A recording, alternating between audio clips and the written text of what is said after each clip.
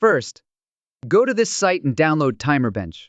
You may have heard about HPET in FPS boosting guides or game tweaking articles. But is that tweak still effective? Let's find out.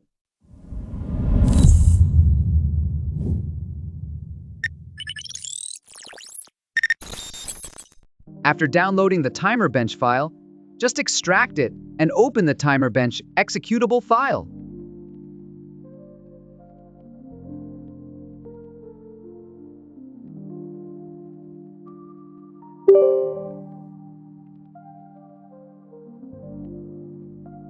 Now in QPC mode, you can see what timer Windows is currently using. As I have already disabled HPET, you will see Disable HPET, where it shows Enable HPET.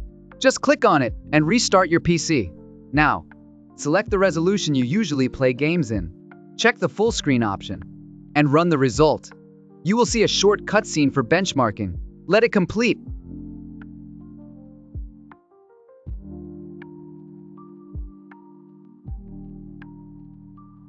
And open the result. Here, I have already done benchmarking in HPET, on and off mode. On screen, you can see that HPET on and HPET off have similar average FPS, but the difference comes in timer calls, which means when HPET is off, input lag is reduced, which is beneficial in competitive games. However, for casual games, you can leave HPET on, which is the default mode, as difference is not significant when it comes to increasing FPS. You may get different results, so feel free to let me know in the comments below. So before enabling tweaks you find on the internet, it's important to understand whether they are relevant tweaks for your system or not. Here is the scan result for the tool we used. Thanks so much for your time. If you liked the video, please do subscribe.